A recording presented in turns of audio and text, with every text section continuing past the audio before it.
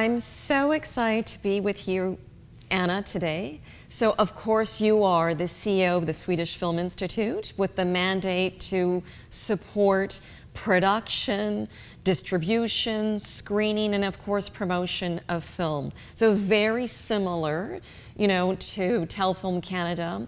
And you and I first met 3 years ago. I have to say that when I started, you were one of the first people I was dying to meet. Your reputation totally precedes you. And I was intimidated. And we met at TIFF, of course. So 3 years ago, and I so remember how welcoming you were and so down to earth, and you were immediately were like, what are we going to collaborate on? Remember? It was really great. Anna, I think I was preparing for today knowing that we were going to have this great conversation about your leadership. How did you get to where you were? And I was thinking, what shapes a person? And of course, it starts from our childhood. So I'm going to share a little bit about mine, and then I really want to hear about what has shaped you. For me, my family, we traveled a lot. My father had a job that took us internationally, so I lived as a kid in 7 different countries. So clearly there's a sense of privilege that, comes along with that, and it was really being exposed to different cultures and seeing people's points of view and languages, and that's what kind of brought me to going to film school, because I really wanted to tell stories in an authentic way, and I was a documentary filmmaker, so that was kind of what started my journey. What about you? Wow, what shapes a person? I just want to say that, first of all, I was so excited when you started, because I was so afraid who would be the new CEO of Telefilm, because I just started off a really good conversation with you, and I really wanted that to continue. But when I met you the first time, I was relieved because I think that Canada or Canadians and Swedish people or Nordic people in Europe, there is a connection that I feel very connected to you. So I was very happy when we met the first time. So what shaped me? I was brought up in also very privileged family in one way. I mean, we were wealthy enough to not having to bother. My both parents were academics, so my father was a lawyer, my mother was a dentist, but both very devoted to culture and music and film and literature, and also very happy to debate.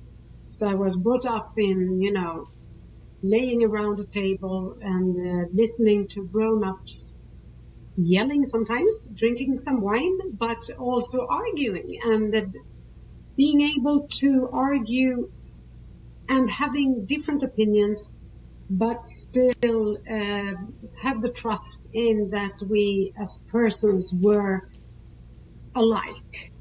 And it was a very big common understanding of the necessity of equality, of giving everyone the same chance in life, believing in everyone as much. And that has really shaped me, I would say. So it's absolutely beautiful, and every single time I'm in awe when I speak to you, because our values are so they coincide so beautifully. They marry up nicely. I very much had that experience as well growing up, was that understanding quite quickly, being exposed to different cultures, that things are not equal. Socioeconomically speaking, gender speaking, very, very different depending on where you were and how you lived your life. And one of the people that inspired me, I think when I started my career, was I looked up a lot to my mother. And why? It's because she traveled with my father and with these two kids in tow, and she couldn't have a job. So what she did is that she did a lot of charity work. And she ran at one point a women's charity organization. And I was quite young. We were living in Cairo for 2 years. And she would take us, my sister and I, we were little, I was like 8 years old or something.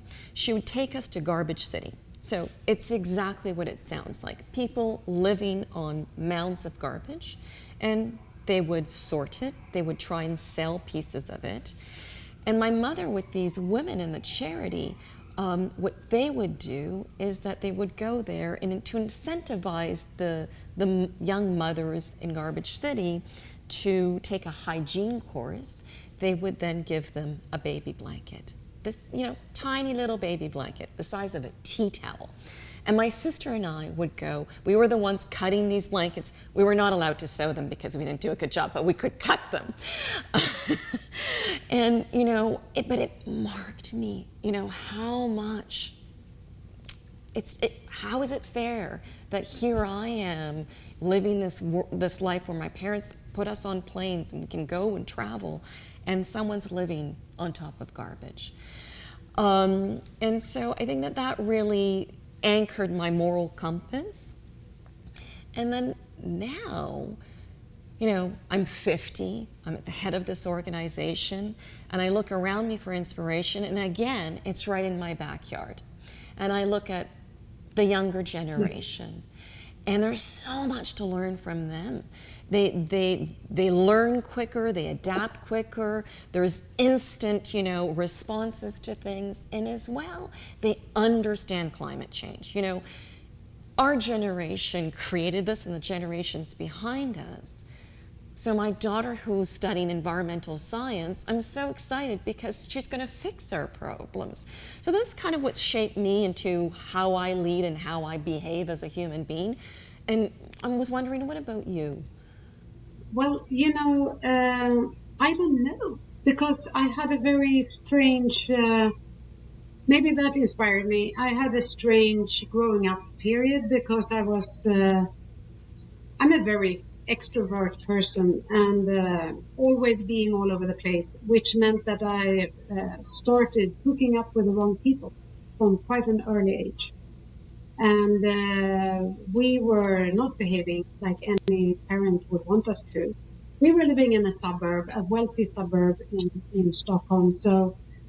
But I hooked up with the people from the big, under income areas where the parents were not very rarely having drug issues or misuse of alcohol or whatever it was, and we were trying everything by that time, and it meant that I was spending time with people that were so far away from my privileged background, and I think that really made me understand that a person is a person who, whatever shape it has. So you can't judge someone from what title you have, or where you were brought up, or what kind of clothes you have. Because I got the instinct of understanding the people behind it.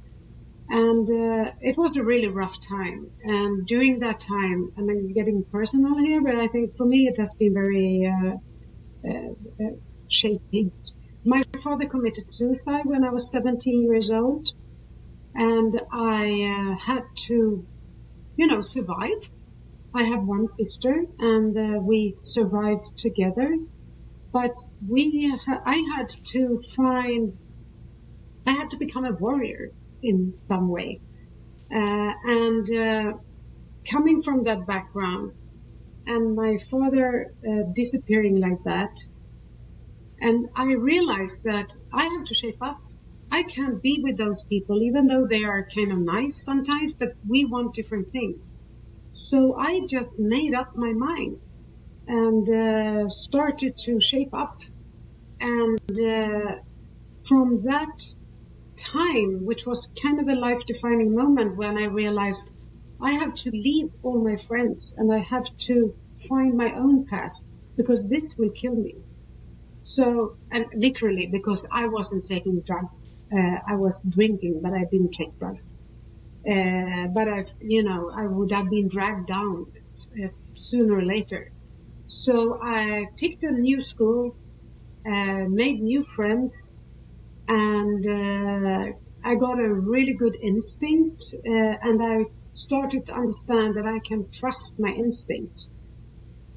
And I'm a very creative person, so I went into film school. I also wanted to tell my stories. I just realized pretty soon, being, shaped as a pragmatic person, I kind of very soon realized that I will end up lining up for making coffee in shootings.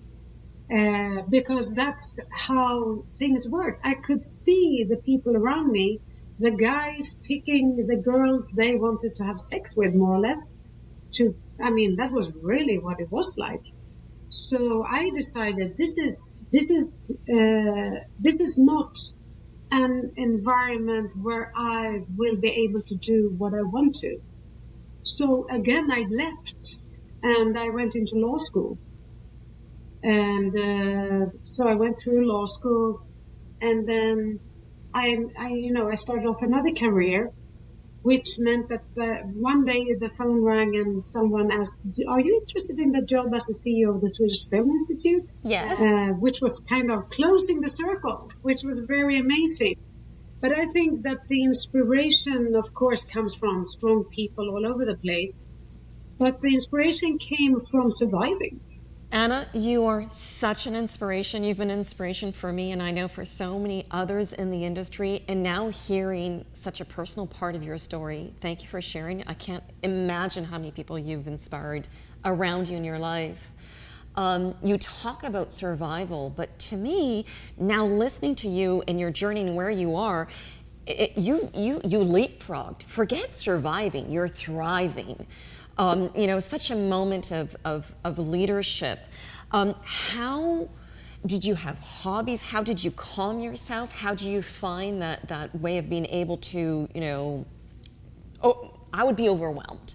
I don't know, but I think it was, I was lucky to find my instincts, because I left law school and my first job was in a bank. It was the worst year of my life. In Sweden, I guess you also say, if you have a high ceiling, that everyone sort of gets airtime.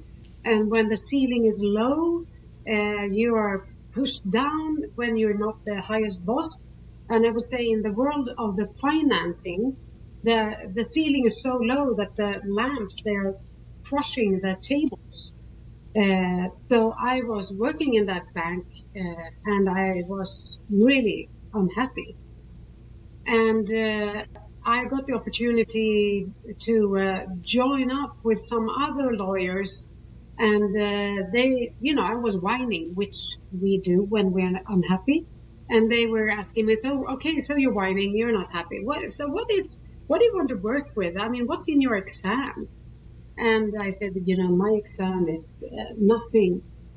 But the most characteristic about me is that I went to film school, I went to art school before I went into law school. And that is telling more about me than what did I do for my exam. And then this guy said, well, I know a job that is free, but they don't want to go out openly because it's in the advertising business. And they don't know how to measure what's a good lawyer. They only go for recommendations. I will give you my recommendation. So I got the job, and it was in the Advertising Association. So it was all the advertising PR design agencies and their guild, so to say. And I became the CEO after 1.5 years. Because I was the only one that raised my hand and said, excuse me, but what are you doing? My previous boss, the one who hired me, he left, and they didn't find a new one for a very long time. And so I wrote a mail to my chairman and said, so this is a report from Nothing Good Land. This is the decisions we're not taking. This is what is not happening. And then he pointed to me and said, okay, so maybe you have a plan. And he offered me the job, which was a surprise for everyone, including me. Of course, it was a PR trick as well, because I was a woman, I was young. And of course, they wanted attention, and they realized that my predecessors all had been men. So they picked a young woman with a lot of ideas and visions, and it turned out well. But it made me make me my own way to become a leader. And I did some tremendously big mistakes in the beginning.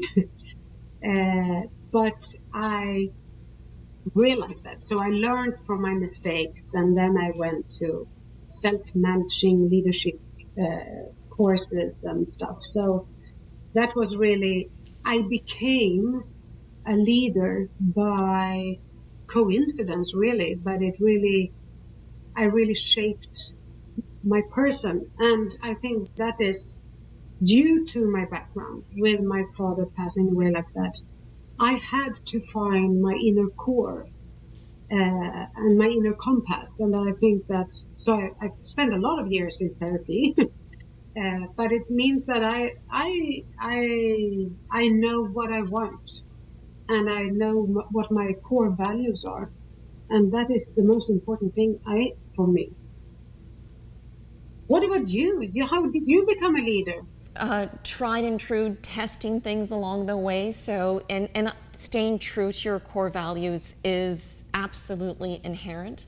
For me, around my career, it's been this balance between creativity and business. So it's attracted me in different roles. So I've worked in corporate, not-for-profit, and now in public. So that's the secret to my sauce, is being able to draw from all three of those areas.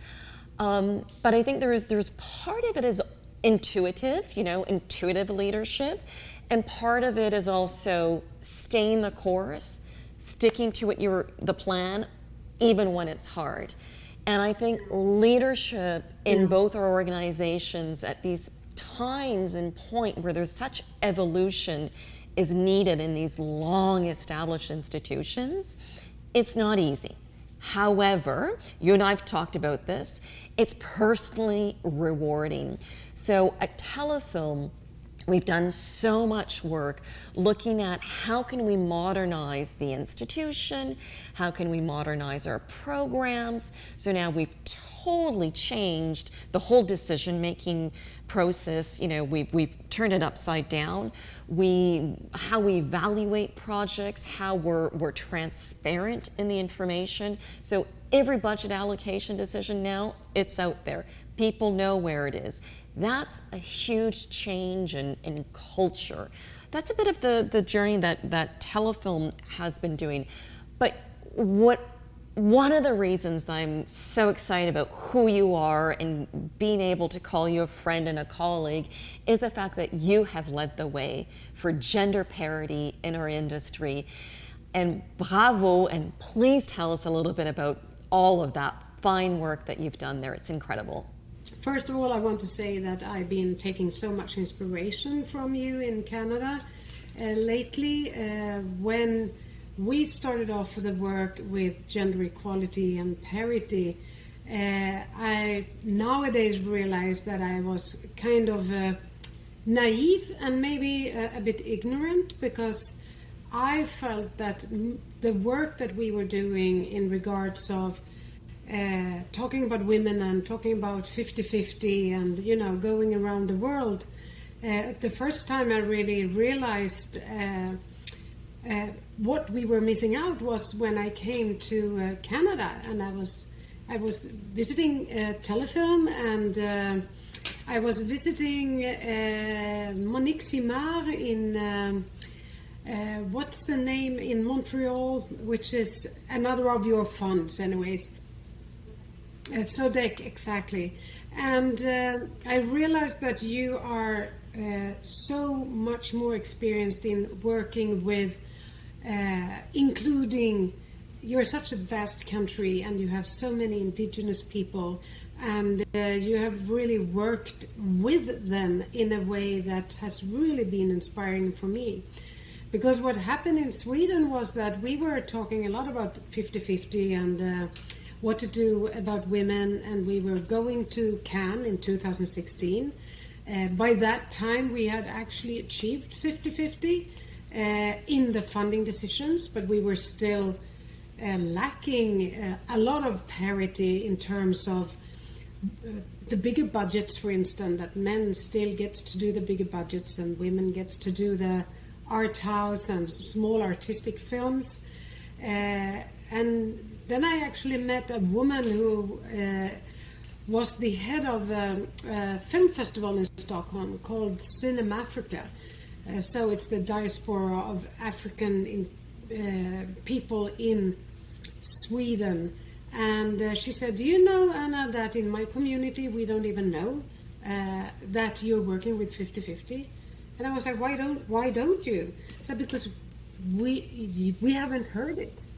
And then I realized that we haven't reached out, and getting an understanding of that made me really realize that I am in a white privileged bubble, and it really showed when we came into the Me Too movement, because in the Me Too movement there were a lot of closed Facebook groups about the stories women had experienced over history in Sweden, and it's all kind of professions, but one special group was for actresses and directors, female directors, and they actually came into a very conflict of interest, because the women of color wanted them to talk about harassments, and the white women wanted to talk about sexual harassments, because they were sort of, we are talking about sexual harassments here, we have to take this later. And I realized that we are really excluding people. And last summer, with the Black Lives Matter movement in North America, that of course have had a huge impact in Sweden as well. Even though we have a totally different cultural background, really, in how we are discriminating black people, because we do it in different ways, but as well how much we have been aware of this huge racism thing that we hadn't even started talking about that. So with the inspiration of Telefilm, actually, we have really started to work with new ways of finding parity through inviting the intersectional approach, is what I'm looking for. So we want to talk about discrimination, but we want to not lose sight of parity between the sexes, but we still have to realize that there are other discrimination grounds as well. So we are now trying to make groups and reference groups like you do, and let them actually try to understand what is the problem, and not us sitting and saying this is the problem and here is our solution. And I think that is a huge change in how we work, and we have just started with that. But I really believe that's the way forward, to do it together and giving away power. I've shared with you in the past, we've been working on diversity, equity, and inclusion holistically. And a year ago now, so last summer, with the murder of George Floyd, it was very hard for us. Social awakening, understandably, was happening all around us. And there was an outcry for telefilm to really break down our barriers, to address systemic racism, to make things more equitable. So we accelerated a lot of the work, the working group that we had in place already to answer some of that. And what telefilm did was we instinctively started talking about being naturally inclusive. And it doesn't come so naturally. It's so much work. The conversations and the amount of complaints that we had to answer, I think that in a period of 30 days, I must have had more number of complaints than that. It meant having in-person, though virtual, but conversations. And what I learned was those conversations were incredibly uncomfortable. Talking about how people were treated, the perceptions, the reality, and someone's reality and someone's perception was very different depending if you're a man, if you're a woman, if you're black, if you're white, if you're LGBTQ2+, if you're a cisgender. All those things came to play. You know, what we've done is we've done quite a bit of self-reflection, looking at our institution, our processes. We've also looked at our hiring practices. We put in place an equity and representation action plan. We've opened up new streams. We already had a stream for Indigenous community and talent, but now it's also a stream for racialized people. So it really was this inclusion by design. And what I thought was really reassuring was to see how many of our employees started to feel a sense of belonging. And although it was very hard and, you know, traumatic a little bit, the work that we did, I think that we've come through a year later, and there's a lot more work still to be done. I think that we have a sense of feeling rewarded in the results that we're starting to see, that we're moving the needle a little bit, and we're tired, but we're not demoralized because, you know, we really belong and we work together in it. And for us, it's about what do we do next, and keep on listening and keeping that conversation really, really going.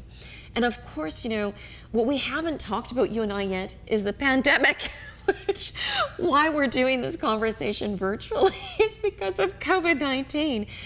And I think that why I've left that for the tail end of our conversation today is the social awakening, although it was the second crisis, for me was the bigger crisis. And interestingly enough, so in Canada, when COVID hit and that second wave, one of the things the government did quite quickly was to have emergency relief funding. So we had emergency relief funding, and Telefilm had to pivot because for 50 years we had looked at funding for the film industry project-based, right? So it was always evaluating the value of the project, the team, the quality, will it reach an audience? And we had to pivot to do company-based, you know, funding in order for those companies to survive. So knowing that we had all of a sudden this opportunity, so we said, and we stopped at Telefilm, was like, what if we could get some information on diversity based on company controlled? And it was really exciting. We did some top-ups as well to the emergency relief funding based on different underrepresented communities. It could be official minority languages, it could be being the regions, being racialized, LGBTQ2+, people with disabilities. And for once, we did something for those communities, and we got data. And one of the realizations is, you mentioned training, and for us, it's that data. It's a little bit like in real estate, one always talks location. Well, if you want to move the needle in diversity, it's data.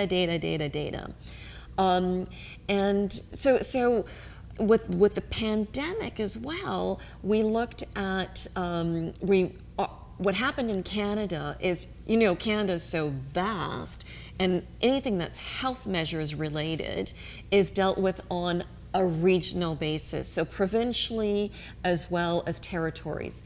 So our productions, came to a screaming halt, I think similar to you. And what we did is realize that, we had to set up these health measures so that the productions could start going, and we couldn't without insurance coverage. So the government created the short-term compensation fund, which allowed, companies to go back into rolling. So that's been a little bit of the snapshot for us in the pandemic. What about you in Sweden? We have been very fortunate because we've had a government that has really listened. And I think, what happened immediately was there were countries that were locked down, and Sweden was never in a lockdown. So we could keep on having productions running. So at the Swedish Film Institute, we really had as our biggest purpose in dealing with the pandemic situation was to keep productions and development moving, because that as well spreads out to other artistic freelancing people, so they can have a work as a set designer, or there are a lot of works that are depending on a working production environment. So what we have done there is really a little bit like what we want to work with intersectionality and including more people, because what we started doing immediately was to have small informal meetings with all the production companies to understand where their challenges were. And then we designed crisis support, because we got a lot of crisis money. We have, during this 15, 16 months or whatever it is, we have given or received in crisis money 4 times as big budget as we usually have a year. So the past year we have been distributing so much money, and suddenly we were able to really talk to our production environment, the cinemas, the distributors, to understand what they actually needed for what kind of support they needed for being able to actually keep up the ecosystem. And it has been really amazing, because it has meant that everyone has been very open instead of competitive and really protecting their own areas. They have been very open with the understanding of, if one piece of the chain fails, everything is out. So if we don't have any Swedish productions, the cinemas won't have anything to show. And if the cinemas fail, the Swedish films will never be able to reach an audience. And the VOD suppliers have been part of this group because they've played a very big role, of course, in taking over so much of the premiere time. So it will be very interesting now to understand how this new business model will shape the coming 1 or 2 years. And as you know, I've given in my resignation right now, and I've been the head of the Film Institute for 10 years, and as you know, we have a lot of power, and I really believe that both that I've done my time, and I think it's fair to the industry that I leave power to a new person. But I think as well that what the industry needs very much right now is to understand both the new business models, but also the lack of inclusion and the big potential in all these target groups that now don't watch Swedish films anyways, because they just don't see anything that they're interested in. So I think that we need to shape up even more, and I really think that it's good someone with new fresh eyes coming in and doing this. You are so young in your position so far, so you don't have to feel like that. But I've been there since we had analog film. I think of trends moving forward. For me, a big one on the horizon is intersectionality. So intersectionality of those different communities, and and the importance of it is the diversity of decisions, the diversity of voices, authentic stories that really are going to reach the audiences at home and as well travel. So that's incredibly important. And then for us as well, totally tied to that is ethics. So for me, as a leader of an institution like you are, it's that ethic, it's that governance.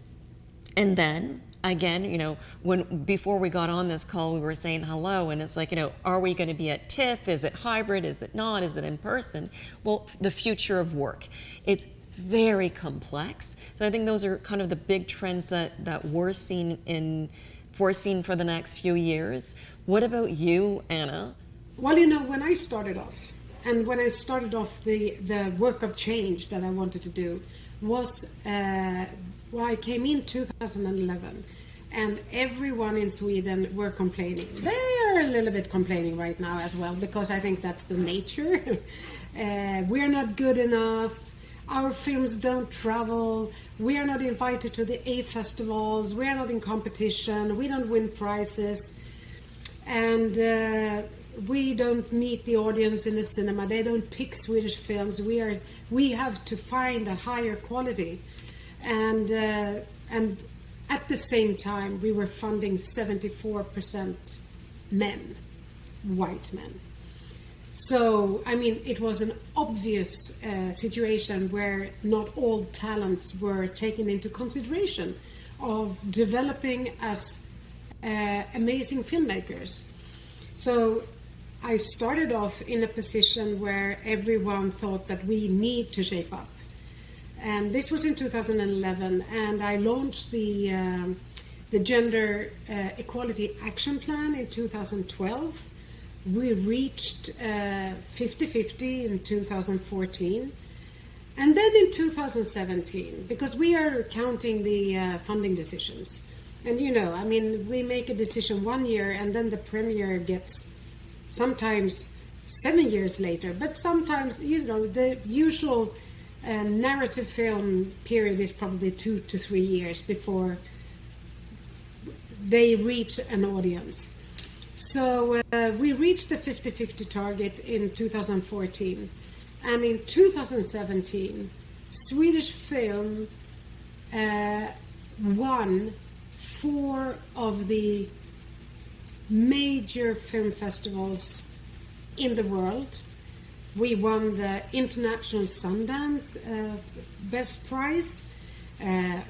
We had a Swedish film actually opening TIFF for the first time ever. I say we, but of course it's the filmmakers. But Swedish film won the Palm, the Golden Palm. We won the animation Le Cristal in Annecy, and we won in the European Film Academy, and it was actually 50-50. So it was really showing that men and women are as capable of making films. It wasn't a great diversity, but it was some diversity as well within that. There was one, the filmmaker that made the Nile Hilton incident that won in Sundance. He's from Egypt. So it really showed that you can include new voices, and they just make every filmmaker shape up. And nowadays we are kind of expecting to be invited to the film festivals and the A festivals and in competition. Now in Cannes we have a film in Director's Fortnight, Dickenson, and that is a woman her family is originally from Central America, and she's a debutante, a woman, and she's also from not coming from Sweden from centuries ago. And that is our major film that was invited to Cannes this year. And I think that is just so amazing that there are so many talents that we can find. Absolutely. It's just such an era of transformation. And talking about storytelling and transparency, you announced a few months ago that you'll be departing the Swedish Film Institute after a decade, that you were very clear that you only believe in a certain amount of leadership within one organization. I agree with you. I think that's very bold of you, and I want to thank you for everything that you've given this industry. The stories that are being told are because of how brave you are and how you've made room for different people, for women to be telling their stories. I decided to leave in my notice of resignation without knowing where to go, because I find it very hard to look for jobs while you are still in a job. And we do work quite a lot. But I would love to stay in the film industry if there is a job that is open, that is not in the funding side. I would like to try. I'm looking for development all the time, so I need to understand something new. So now I know the funding side. If will stay in the film industry, I would want to be on any other side. But I might do something completely different. I need to land, as we say in Sweden, and just understand where I want to go. But I have loved the international relations, because I don't know if you have the expression, you never become a prophet in your own country, and that is certainly true in my case. Of course, I have a lot of people that really have supported me, but it's really abroad that I see that I'm not a threat for anyone. The work I've done has only been a way that others can see potential. And that has been really, really inspiring for me too. So yeah, who knows? I hope to come to TIFF in September. We might have some news.